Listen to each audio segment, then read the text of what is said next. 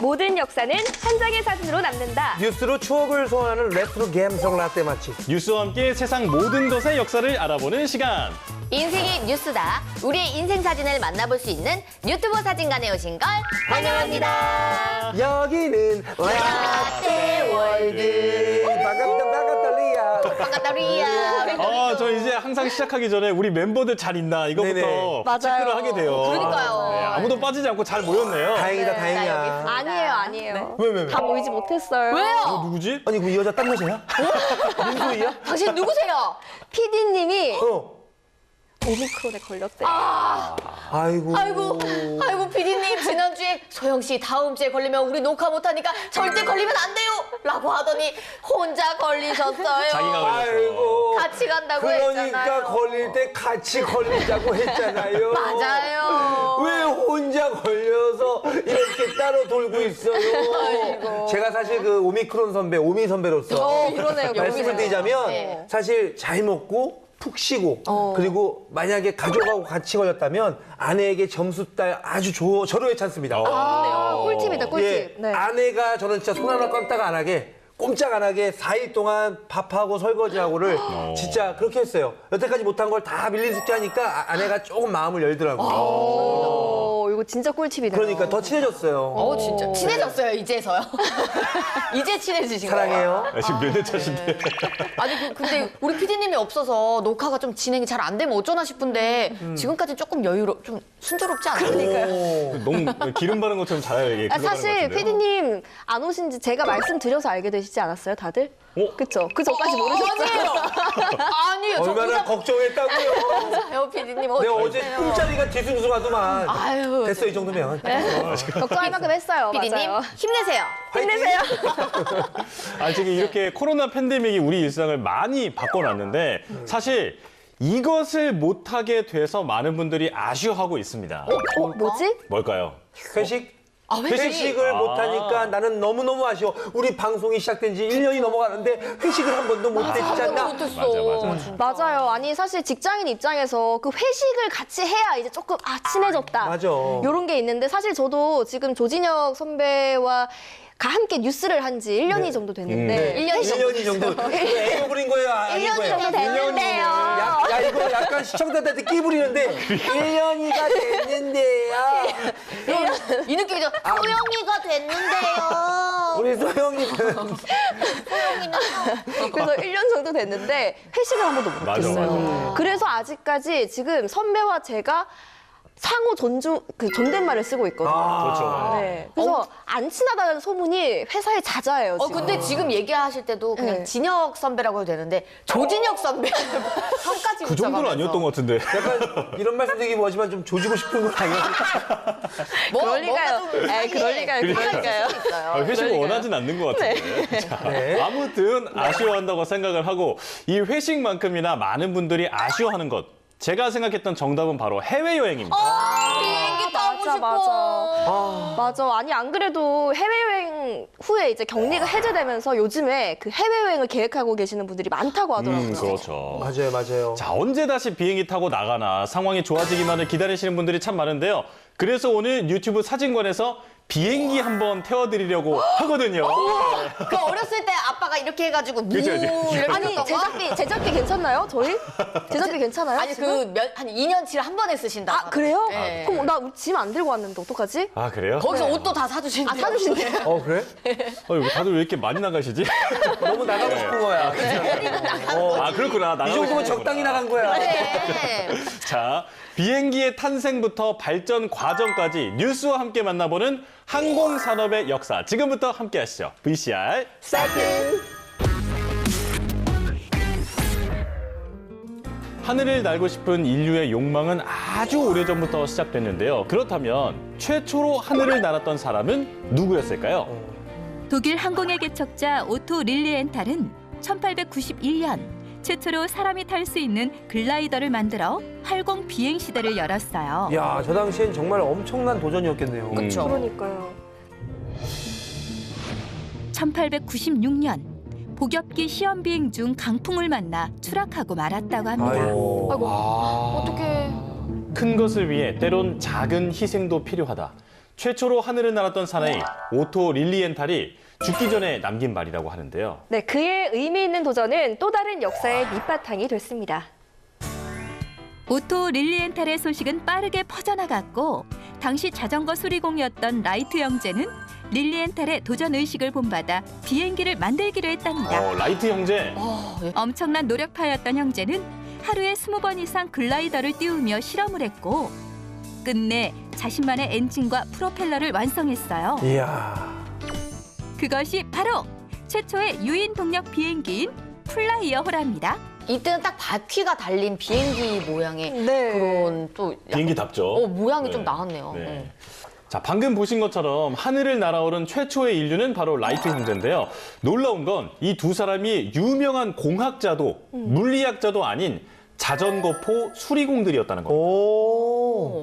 야, 진짜 용감한 형제네. 그렇죠. 야. 당시 라이트 형제와는 다르게 그 정부의 대대적인 지원을 받고 비행기 개발에 힘썼던 사람이 있긴 있었어요. 네. 네네. 그게 바로 당대 최고의 물리학자였던 랭글리 박사입니다. 하지만 전폭적인 지원에도 불구하고 그의 비행은 실패로 돌아가게 됐는데요. 이 상황을 비아냥거리기라도 하듯이 네. 당시 이 뉴욕타임스에는 이런 글이 실리기도 했다고 합니다. 자, 변기수 씨가 한번 살려서 읽어주실까요? 네, 한번 해볼게요. 그 비행기를 만드는 일은 가능한 일일 것이다. 다만 수학자들과 기술자들이 100만 년, 아니 1000만 년 정도 계속적으로 열심히 일을 해야 될 거야. 그것도 안 되려나? 얄미워 진짜. 아니, 직접 하신 말 아닌가요? 너무 찰떡처럼 사랑이 살리시는데? 있는 것 같은데. 그러니까요. 약간 예, 그렇게 되네요. 뉴욕타임즈 씌웠다고 하니까 혀가 꼬이네요. 그러니까요. 네. 아니 근데 당시에 딱 상황만 해도 뭔가 하늘을 날았다는 것 자체가 너무 당황스럽고 황당한 일이었잖아요. 그렇죠. 그러니까 이런 기사도 나왔던 것 같은데 그럼 라이트 형제는 언제 첫 비행에 성공하게 된 건가요?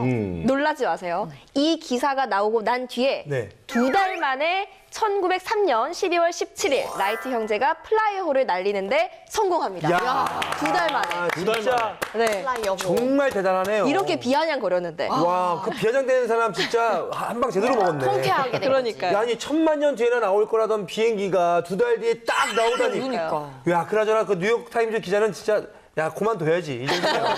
사과 기사 딱 내줘야죠. 아, 정말 맞아요. 놀라운 일이 아닐 수 없었어요. 바로 사과 있네. 자, 그러고 보면 현 시대에도 그동안 상상도 못했던 기술들이 하루아침에 세상에 등장하기도 하는데요. 또 그 기술들로 인해서 새로운 산업이 발전하기도 합니다. 비행 기술 역시 마찬가지였는데요. 이 비행기 개발이 된 이후에 1920년대부터 항공산업의 황금기가 시작됩니다. 많은 비행사들은 장거리, 무착륙 비행에 도전했고 그에 따라 엄청난 기술 발전도 이루어졌답니다. 1937년 최초의 제트 엔진이 만들어졌는데요. 비행기는 음속을 돌파하며 빠르게 날아갔고 1952년 제트 엔진을 장착한 여객기가 취항하며 본격적인 제트 수송기의 시대가 열리게 됩니다. 자, 그렇다면 한국 최초의 비행기는 어떤 모습이었을까요? 한국전쟁이 끝난 직후인 1953년 10월, 공군은 기존의 항공기 부품을 이용해서 길이 6.6m, 날개폭 12.7m의 소형 경비행기를 자체 제작해서 최초의 국산 비행기를 만들게 됩니다. 시속 180km로 비행이 가능했던 이 경비행기는 당시 이승만 대통령으로부터 부활호라는 휘호를 받았는데요. 전쟁의 상처를 딛고 부활한다는 뜻이라고 합니다. 부활호. 아, 멋지네요. 발음만 조심하면 되겠네요. 그러네요. 의미는 되게 좋다. 전쟁 직후 국가의 부활을 꿈꾸며 하늘을 날아올랐던 그 부활호가 반세기 만에 다시 부활하게 됐는데요. 어떻게 된 일인지 뉴스로 만나보시죠. 전 장병 및 장병은 지난 1953년 10월에 만들어졌던 부활호가 51년 만에 다시 완벽하게 복원됐습니다. 이게 최초의 비행기를 다시 복원한 거죠. 국내 기술진에 의해서 처음으로 개발됐던 이 경비행기는 중량 380kg에 상승고도 4,900m, 최대 속도는 시속 180km로 2년 동안 공군의 연락기와 연습기로 활용됐습니다. 와, 부활호가 아주 역할을 톡톡히 했네요. 죽었던 사람이 다시 살아난 걸 우리가 부활이라고 그러는데 이 비행기가 51년 만에 부활이 됐어요. 그리고 또 충분히 비행할 수 있는 상태까지 복원한 데 대해서 대단히 감사하게 생각합니다. 그러네요. 이분이 최초의 설계자라고 하네요. 정말요? 네. 이렇게 다시 만나니까 그때 생각이 많이 납니다. 정말 여러분들 감사합니다. 이분이 조종사구나. 울컥하신 것 같아요. 그러니까요. 51년 만에 복원된 부하로는 공군 사관학교로 옮겨져 우리나라 항공산업의 소중한 유물로 보존됩니다. 진짜 부하로는 우리나라의 그 항공산업의 시발점이었네요. 그러네요, 진짜로. 역사네요, 역사. 네. 그런데 이제 항공산업이라 하면 부하로처럼 군에서 사용하는 비행기도 중요하지만 일반 시민들을 위한 여객기도 정말 중요하잖아요. 맞아요. 우리나라는 언제부터 비행기가 교통수단으로 이용하게 된 건가요? 그 우리나라의 민간 여객기의 운행은 1950년대부터 시작이 됐거든요. 1950년. 그런데 군용 비행기가 만들어진 시기와 큰 차이가 없어요. 네, 당시 여객기로서의 역할을 수행하던 비행기 모습을 한번 만나보실까요? 우리나라의 항공. 현대 문명의 이기이며 하늘의 교통기관으로서 빠르고 안전한 여행을 할 수 있는 비행기는 많은 여행인들에게 편의를 제공하고 있습니다. 그때도 승무원 누나들은 이쁘셨네요. 그러니까요. 아니 화면만 흑백이지 지금과 크게 좀 다른 게 하나도 없는 것 같아요. 그러네요. 한편 국제공항이며 서울의 관문인 여의도 비행장에는 세관을 비롯해서 외무부 출장소, 보건사회부 검역반, 한국은행 출장소가 있으며 외국을 여행하는 많은 사람들의 검역과 기타 여러 가지 입출국 수업을 하고 있습니다. 이렇게 해서 우리나라 하늘의 발은 끊임없이 나르고 있습니다. 이야. 아니 근데 옛날 공항은 여의도에 있었던 거예요? 여의도 공항을 몰라요, 진짜로. 진짜 몰라서 그래요? 아니 근데 저 정말 몰라요. 저도 몰라요. 모르죠? 네. 저도 몰라요. 예지 씨도 모르죠? 네. 여의도에 공항이 있는 걸 봤어요? 여의도 그 공항이 보지는 않았지만 얘기를 많이 들었죠. 사실 여의도에 있는 국회의사당, 여의도공원, 우체국, KBS 이 일대가 다 공항이었어요. 그러니까 여의도 그 공원도 사실 저는 광장일 때부터 돌았는데 아 진짜 공항이었다는 게 이해가 될 정도로 이쪽으로 쭉 달리면 날 수 있겠다는 생각이 들었어요. 어머 소름. 제가 이제 예전에 KBS에서 네. 근무했을 당시에 그때 이제 공원 가면은 여의도 공원에 비행기 한 대가 큰 게 전시대에 있었거든요. 맞아요, 맞아요. 그걸 보면서 여기 왜 비행기가 있지 했는데 여의도에 이런 역사가 있어가지고 그게 비행기가 있었던 거구나. 맞습니다. 이제 풀렸어. 와 역시 그냥 유튜브. 둔 건 줄 알았어요. 아 그냥 그래서 비행기가 있어서 그냥 전시용이구나 이 생각을 그럴 수 했는데 있죠, 맞아요. 그렇구나. 그렇죠. 사실 뭐 우리 같이 이 젊은 세대들은 맞아. 모르는 분들이 많으실 텐데요. 이 여의도 공항은 일제 강점기였던 1916년 일본이 군사적 목적으로 만든 비행장입니다. 한국 전쟁이 끝나고 1953년에 국제공항으로 승격돼서 이듬해 정식 개항을 했죠. 그런데 왜 지금은 여의도에 공항이 없는 거예요? 그 여의도가 지리적으로 홍수에 되게 취약했다고 해요. 네, 그래서 그 1957년 김포공항이 이제 국제공항으로 지정이 되면서 여의도공항의 기능을 이제 그 김포공항으로 이전을 하게 된 건데요. 이때부터 김포공항 시대가 열리게 된 거죠. 근데 사실 김포공항 역시 1939년 일본군이 군용 비행 활주로로 만든 건데 해방될 무렵까지 우리나라 전역에는 40여 개가 넘는 군 겸용 비행장이 만들어졌다고 합니다. 아, 자, 그렇다면 1960년대 우리나라 항공산업은 얼마나 발전을 하게 되는지 과거 뉴스로 한번 만나보시죠. 약진항공. 정부 투자에 의해 설립된 대한항공공사는 설립 이래 계속 흑자 운영을 해오고 있는데 특히 작년 3월부터는 한일 정기 노선에 취항해서 서울 오사카 간을 매주 5회 운항하고 있으며 지난 6월에는 부산과 후쿠오카선에 조사 비행까지 했습니다. 저 때도 기내 서비스가 또한 있었네. 김포공항에 기착하는 외국 항공회사의 비행기에 대한 지상 용역을 제공함으로써 많은 수익과 외화를 벌어들였습니다. 저도 항상 비행기 타면 저렇게 밖에만 보고 있어요. 하늘 그래요? 풍경. 아. 구름 보려고. 구름 위에 올라갈 일이 없으니까 우리가 비행기를 타지 맞아, 않는 맞아. 이상 신기하더라고요. 그래서 항상 이렇게 창 밖을 보고 있어요. 1시간 내내. 세상을 발 아래 두고 싶어하는 게 아니고. 아니, 자꾸 정복력. 순수한 마음으로 바라봐 주세요. 아니 근데 저렇게 60년대에도 해외 노선이 많았다는 거예요? 그런데 대한항공공사의 수익 및 외화 획득 실적을 보면은 1963년에 1억 3,200만 원의 수익을 올렸고 1964년에는 4억 3,200만 원의 수익을 올렸으며 65만 달러의 외화를 벌어들였습니다. 그런데 금년도에는 5억 8,300만 원의 수익을 올릴 것이며 120만 달러의 외화를 벌어들일 계획이라고 하는데 목표 달성은 무난할 것이라고 합니다. 야, 저 당시에 저 정도 수익이면 대단하네요. 우와, 아니, 갑자기 1년 만에 거의 3배가 늘었어요. 예, 3, 4배. 그런데 눈치채셨는지 모르겠지만 지금 이 영상에 나왔던 그 비행기들이 비교적 덩치가 좀 작지 않았어요? 네. 자, 이게 그 보통 단거리 노선에 주로 운행되는 비행기였는데요. 그 1960년대까지만 해도 장거리 노선을 운행하는 그 기종이 많이 없었다고 해요. 이제 우리 좀 장거리도 가봐야 되지 않겠습니까? 가봐야지. 야, 저 올라간 거 봐, 올라간 거 봐. 저번에 이거 봐. 장거리 갑시다. 장거리. 가자. 네. 자, 우리나라는 1970년대부터 장거리 노선을 위한 대형 항공기가 도입되기 시작했습니다. 이번에는 제가 여러분들을 미국으로 데려가 드릴게요. 아, 설마. 진짜래요? 그 미국 간다고? 지금 갈 거래요. 이 뻥치지 마. 뻥 아니래요. 난 LA 말고 로스앤젤레스로 갈 거야. 그거 뭐로? 뭐로? 함께 보시라요. 보시라요? 보시라요? 전보 제트기. 대한항공의 초대형 전보제트기 보잉 747기가 태평양 횡단 미주 노선에 첫 귀향했습니다. 하늘의 여왕이라 불리는 세계 항공 시장의 주인공 보잉 747 비행기가 드디어 국내에 들어온 건데요.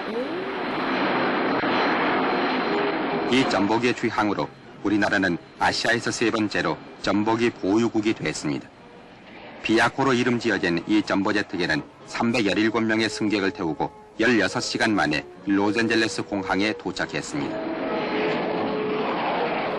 와, 야, 아시아에서만 딱 3번째. 네, 자부심을 느껴도 될 만한. 그러니까요. 네. 궁금하다. 보잉 747 2대를 계약한 금액이 얼마인지 아세요? 얼마요? 약 한화로 790억 원. 790억 원? 엄청난 대단하다. 금액이죠. 그러니까요. 자, 이렇게 가까운 노선부터 먼 거리, 그 미국까지 다양한 노선이 취항을 하면서 일반 국민들도 해외여행에 대한 관심이 높아지기 시작했는데요. 1970년대에는 해외여행을 가려면 나라에서 주최하는 오리엔테이션에도 참석을 했어야 합니다. 진짜? 자, 이게 어떤 모습인지 화면으로 만나보시죠. 당신은 한국을 대표하고 있다. 당신이 해외여행길에 오른다면 그때부터 당신은 대한민국 국민의 한 사람으로서 한국을 대표하게 되는 것입니다. 그러니까 해외여행을 가려면 책임감을 가지고 나가라 뭐 이런 뜻인가요? 맞아요. 그런가 봐요. 오리엔테이션입니다. 숀. 혹시 우리나라를 잘못 인식하고 있는 외국 사람이 있다면 그 외국 사람에게 올바른 인식을 시켜주어야 할 때가 있을 무슨 것입니다. 내용을 오리엔테이션 한다는 거지? 여러분은 해외여행에 앞서 민간 외교관으로서의 활동에 유감이 없도록 우리나라의 역사, 문화, 경제 성장 등에 관한 지식을 정리해 두어야 하겠습니다. 우리의 것을 알아야 나가서도 소개를 하니까. 아, 맞아요. 물론 뭐 해외 나가서 한국 망신시킬 일이 생기면 또 안 되겠지만 민간 외교관이다. 한국을 대표하니까 너무 이렇게 좀 부담을 주면서 맞아요. 외국을 가게 하는 건 놀러 아니지. 가려고 한 건데. 놀러 가려고 한 건데 그래도 이제 외국에 나가서 한국에 대한 이제 좋은 인식을 줘라 이런 뜻이겠죠. 아, 그럴 만도 한 것이 그때 당시에는 아무나 해외여행을 다닐 수 없었거든요. 그럼 아니 네네. 코로나 시국도 아닌데 왜 해외여행을 못 가는 거예요? 설명 좀 부탁해요. 네. 넘기네요. 네, 1970년대까지만 해도요, 안보나 외화 유출 같은 경제적인 이유로 단순 여행을 위한 여권 발급은 거의 뭐 불가능했다고 맞아요, 해요. 맞아요. 오 마이 갓. 네, 그래서 출장 혹은 뭐 유학 이런 확실한 목적이 있어야지 해외여행 출국이 가능했는데 그조차도 정기적인 반공 교육을 받아야지 나갈 수 있었다고 합니다.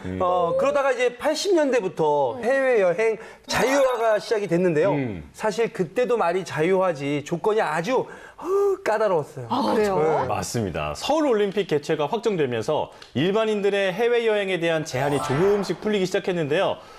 그것도 초기에는 은행에 약 200만 원 정도의 예치금이 있는 사람만 밖에 나갈 수 있었어요. 오 마이 갓. 이것도 좀 재밌죠. 아니 80년대에 200만 원이면 꽤 큰 돈이에요. 맞아요. 그러니까 그 일반 서민에게는 해외여행이란 꿈도 못 꿀 일이죠. 그렇죠. 너무해. 자, 이후에 올림픽이 무사히 끝나니까 1989년부터 해외여행이 전면 자유화됐습니다. 자, 당시 모습을 뉴스로 준비를 했는데 보실까요? 해외여행이 전면 자유화돼 배낭여행, 신혼여행, 효도관광 등 외국을 찾는 인파로 공항이 더욱 붐비게 됐다. 당시 해외여행 자체가 낯선 국민들을 위해서 절차 등을 안내하는 교육 영상도 만들어졌거든요. 이 프로그램은 해외여행을 처음 나가는 여행객들에게 간단한 출입국 절차 및 통관 상식을 소개하는 프로그램으로 여러분의 해외여행에 많은 도움을 줄 것입니다. 보딩 패스, 즉 탑승권을 받아야 하는데 이때 흡연석, 비흡연석을 꼭 지정받아야 합니다. 옛날에 흡연석. 흡연석 진짜 있었어요? 아니 근데 저 때 기내 흡연석, 비흡연석이 있었다는 게 너무 놀랍지 않아요? 그러니까 저는 실제로 본 적이 없기 때문에 약간 믿기지가 않긴 하는데 드라마상에서 그런 게 진짜 많이 나오잖아요. 맞아요. 네, 그 옛날 이야기 할 때 그 호랑이 담배 피던 시절 막 이런 노래 가사 있었잖아요. 맞아요, 네? 맞아요. 그랬어요? 호암마마보다 네. 호암마마보다 더 무서워. 호암마마가 뭐예요?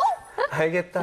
자, 하여튼 호랑이 담배 피던 시절이라고 많이들 하시는 이야기가 있는데 기내에서 담배 피던 시절 이제는 그게 이제 호랑이 담배 피던 시절을 대체하지 않을까 생각이 들어요. 사람들이 잘 못 믿더라고요. 그렇죠. 맞아요. 자, 미국 같은 선진국에 비해서 우리나라가 살짝 늦긴 했지만 그래도 우리나라도 2002년부터는 기내 흡연을 전면 금지하기 시작했습니다. 네.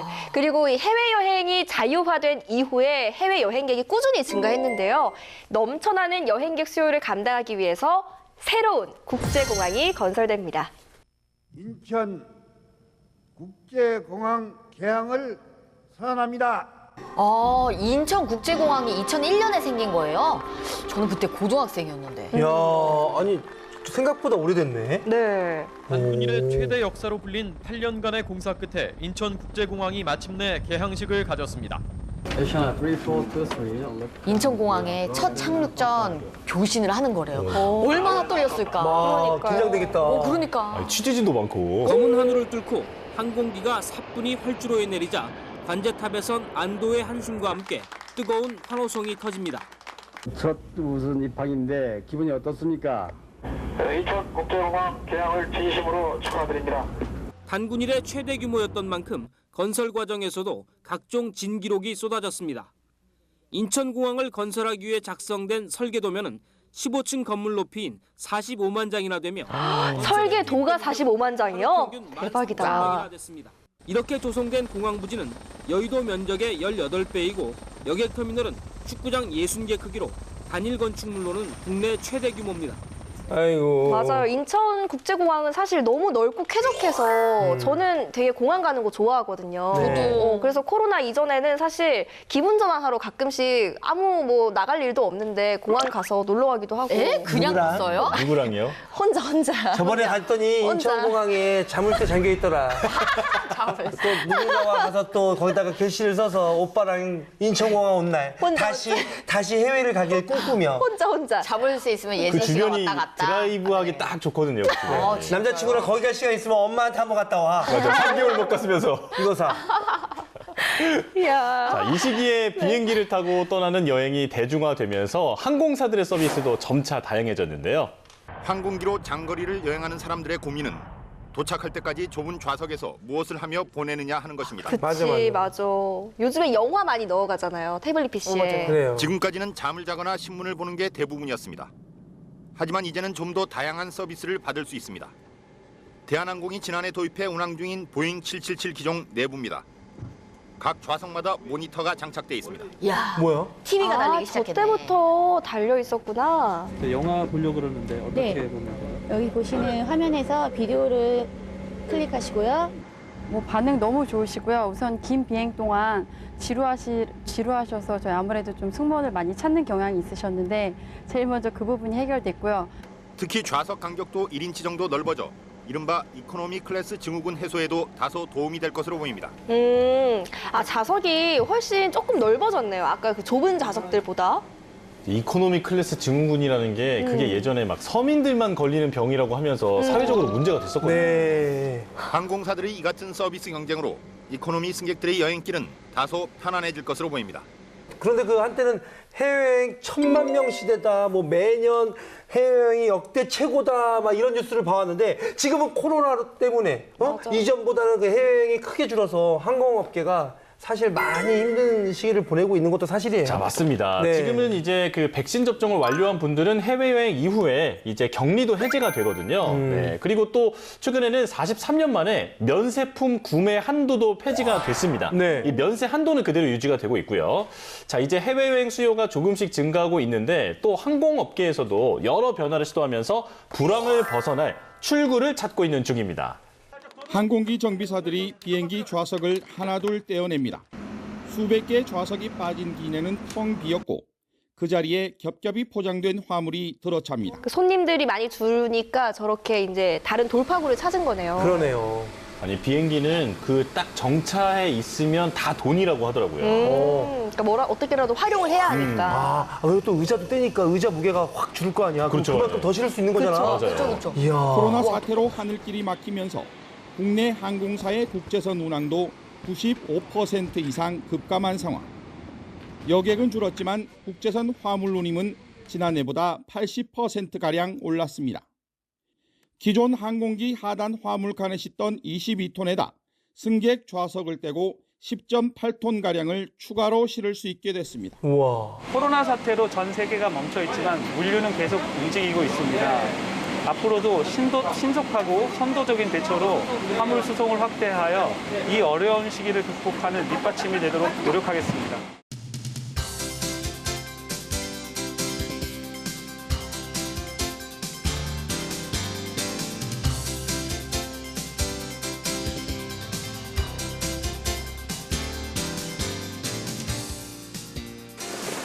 이야.